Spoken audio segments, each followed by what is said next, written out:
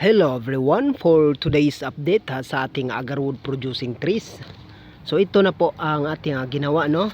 We are trying to propagate, no, by marcoting, no. Minarkot natin yan, no. Ayan ang ating markot, no. So sinusubukan natin ang pagmarkot kung ito ba applicable, no. Visible ba ito? Mabuhay ba ito? So we'll observe this after how many weeks, no.